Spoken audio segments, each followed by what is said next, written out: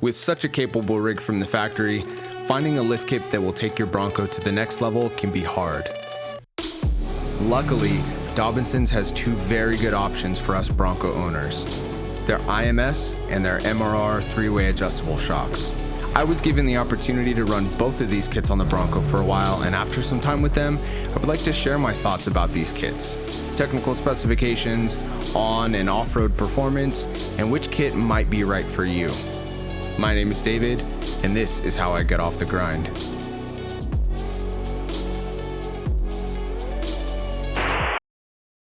My name is David with Off the Grind, and today we're going to talk about the Dobinsons IMS and MRR kits for the 6th generation Bronco.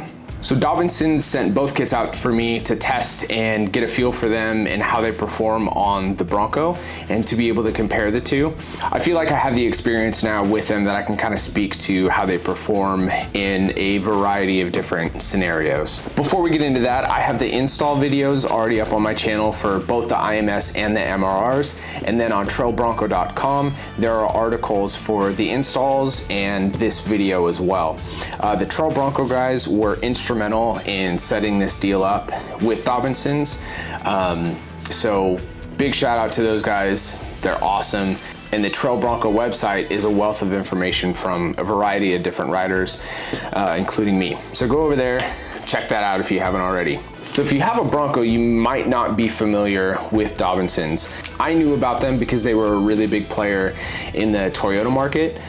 So I've had a set of MRRs on a 3rd generation Tacoma, and I absolutely loved them. That's why I waited for the MRR kit to come out, specifically because it was such a great kit. But I want to talk a little bit about the company and how they got started before we get into these lift kit offerings. So Dobinsons is an Australian company. They've actually been around for over 70 years. Starting in the 1940s, the owner was a blacksmith and he specialized in spring repair. After building his reputation and being known for his quality work, he started Dobinsons Welding Works in 1953, which is now Dobinsons Springs and Suspension. What started in this guy's backyard is now 3 generations later. They have a 60,000 square foot manufacturing and distribution warehouse. They have other distribution warehouses throughout Australia. A very big, well-known and respected company that they've grown into, and it's still family owned and operated, which I think is super cool. So let's go into the technical specifications of the shocks themselves. You have the IMS, which stands for internal monotube shock, and the MRRs, which stands for monotube remote reservoir. MRRs, that remote reservoir allows them to be adjustable, so they're actually 3-way adjustable as well, but we'll get into that a little bit later. So the IMS is equipped with a 50mm piston, and the shock body itself is 56mm or 2.1 inches. That bigger piston allows for greater control over the vehicle and lower operating temperatures, which means significantly reduced shock fade. If you look at the factory shock, you have the shock body, you have kind of a bearing or a mount at the bottom of it that is welded to each of them, and that's what kind of makes up the shock. Those welds are a pretty common spot for shock failure to occur. What's cool about both of these shocks, the IMS and the MRRs, is the shock body is completely integrated with the shock leg. It's all one piece and it's super, super thick. So they've completely removed that being a failure point for these shocks. So the IMS will give you 2.5 to 3.5 inches of lift up front for non-Sasquatch models, and 3 inches in the back. For Sasquatch models, it's going to be 1.5 to 2.5 and 2 inches in the back. And of course, the IMS does have a threaded body, so you can adjust the ride height, both front and rear, by adjusting your spring seat. With the MRRs, you can expect the same amount of lift and that same adjustability and ride height. However, the piston is upgraded to a 60mm high flow race piston, and then the shock body itself is 66mm or 2.6 inches. Again, it has a single piece leg, which is even thicker than the IMS, and it's never gonna fail you. So another difference with the MRR is its adjustability. With the IMS, you can adjust the ride height, but the damping and rebound, that's all set internally by Dobinsons. The MRR, while they've done a lot of development to get the correct valving for it, you still have adjustments. So you have low and high speed compression as well as rebound adjustments. What allows you to do that is that remote reservoir. So something I learned throughout this whole process is monotube shocks have a gas and nitrogen mixture. And while that's perfectly normal and used a lot, it can result in a slightly squishy ride. With the MRRs, or a remote reservoir shock, the reservoir itself is mostly nitrogen separated by a piston and then a little bit of oil as well. And that hose that connects the shock body to the reservoir allows oil to come in and out of there. So while everyone mostly widely acknowledges the reservoir is there for cooling of the oil, and that does play a part, but it's mostly to keep that oil and nitrogen separate, to give you adjustability and to prevent that mushy feel and further prevent shock fade.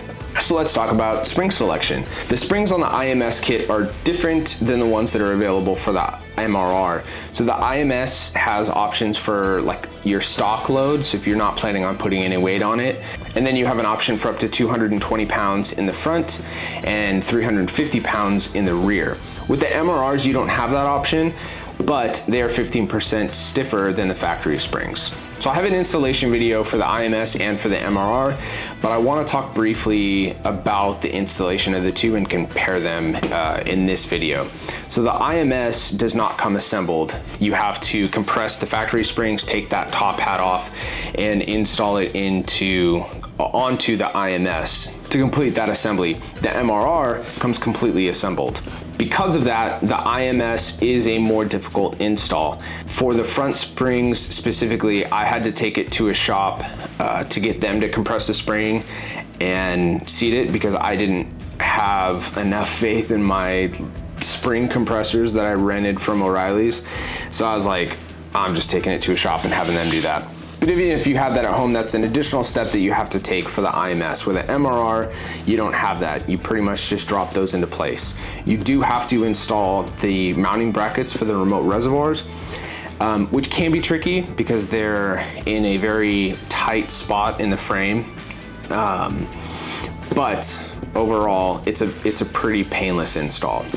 Another thing I want to talk about is for the IMS, I really struggled to find the correct ride height for the front springs. So Dobinsons says you should set the front springs at 230 millimeters, and that's between the bushing eye and the top of the spring seat. At that setting, at 230 millimeters, or what is that, 9 inches, I think, it gave the Bronco 5 inches of lift up front, which is way too much. So I had to back that off throughout a couple iterations. I ended up setting it to 7.25 inches. And that gave me 1.5 inches of lift. So I would definitely start at what Dobinson recommends because they're the manufacturer of the shock, but just know that you will likely have to do some iterations and adjustments to find that correct height for the front. So both of these installs can probably be completed in a day. The MRRs definitely, the IMS, like I said, require a little bit more work. But it's a pretty painless install. The MRRs, I took it to a shop and we did it there, and we were able to do that in half a day. It took us I think it took us 5 hours to do it. So definitely a weekend project. So let's talk about the on-road performance. Before we get into that, your tires are going to have a lot to do with the feel of your vehicle on the road. So with the Goodyear Territories, they're a really soft tire and they're really plush on the road. If you switch to something that is a little bit more suited for being off-road more or at all, because those things suck, you can feel a difference in the ride quality. I had the Falcon RT01s on there for a little while. Those were really harsh. And then I switched to the Nitto Ridge Grapplers, which are a little softer than the Falcons, but they're still pretty stiff. Both of them are a 3-ply sidewall. So just know that that affects your ride quality a lot. It may feel differently than I described because of the tire selection. That out of the way, let's get into it. So the IMS is extremely plush on the road. Since it's not adjustable, it is valved specifically with the trail in mind, so it can be a little soft on road. I noticed pretty good amount of body roll with it, definitely more than stock, and I had quite a bit of brake dive as well. That said, it seemed to handle weight transfer pretty well. Like, it didn't upset the handling of the vehicle that much side to side, front to back in normal or moderate kind of situations. If there was more aggressive stuff, then I would notice, specifically, you know, steering quickly, I would notice that it would take the Bronco a little bit to settle down, because that's a lot of weight being transferred, and the way the IMS is valved didn't fully support the Bronco in a more extreme situation. But under normal, moderate conditions, they were great and super plush. So the MRRs are a different animal on the road. Even on the softest compression settings, they are stiffer than the IMS, but they are definitely softer than the factory setup. They feel sporty, especially after the IMS. There's a lot more support when you're going around a corner. I felt like it was a lot more level going around corners, or I have a lot of roundabouts around my house, so like it felt a lot better driving around that stuff than the IMS did, in my opinion. Brake dive was more manageable as well. It just felt a lot better and a lot more planted on the road. But when you get to some speed bumps, it just completely soaks it up. Like, it turns into an absolute cloud. I find myself speeding up for speed bumps rather than slowing down, because it's more comfortable to hit them going fast than it is to hit them going slower.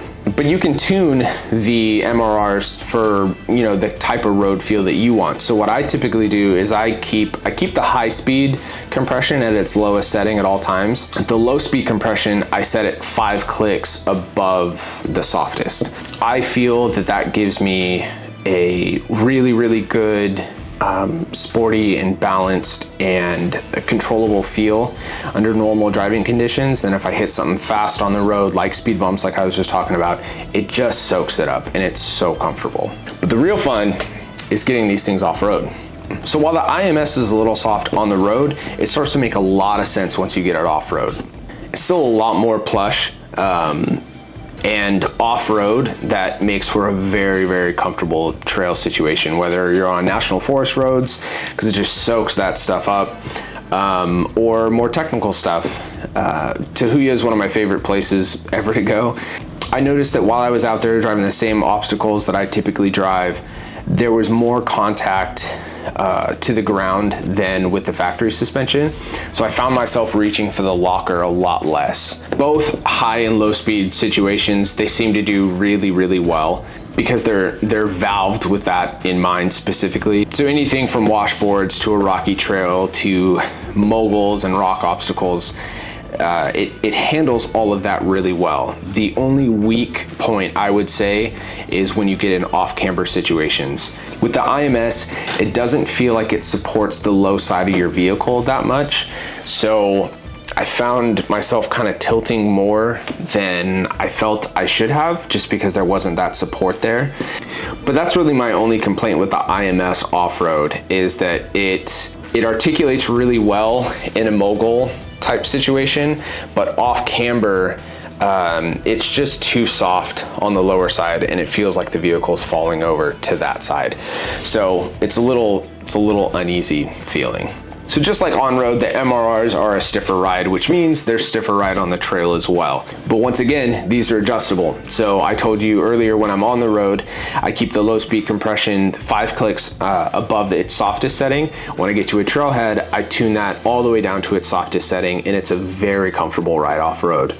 Even though the suspension is stiffer, it allows you to articulate really, really well. I feel like better than the IMS. There's a specific shot that I have going over moguls with the IMS kit and the MRR kit, and I'd have to really analyze the line, but it looks as if the MRR was able to droop a little further and keep contact with the ground, where with the IMS kit, I was lifting it higher. So it seems like the MRR outperforms the IMS in that situation as well. I do have the stock upper control arms, so that really limits the droop that I can get from the front end of it. But with my current setup combined with the rear, I definitely have more contact with the ground more often. This also handles high-speed off-road really well.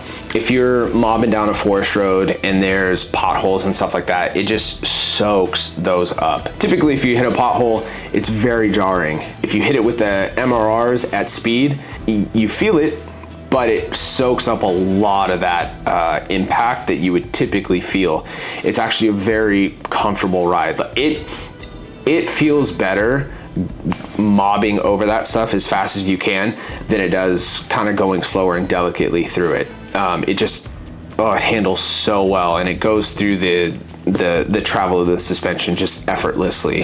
So compared to the IMS kit in off-camber situations, the MRR is definitely what I would prefer to have on the vehicle. It felt like the low side was a lot more supportive of the weight of the vehicle, and while still allowing the top side of the Bronco to compress enough to where it felt way more level in an off-camber situation than the IMS did.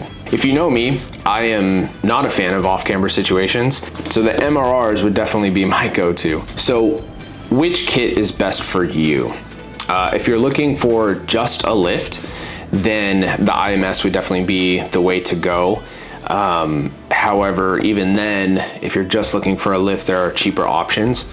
If you're going to be taking it off-road and using the Bronco as it should, like your daily commuter, but on the weekends or something, you're gonna hit the trail, or maybe not even that often, the IMS is gonna do what you need it to do. The only shortfall I see with the IMS is how soft it is on the road and then in off-camber situations.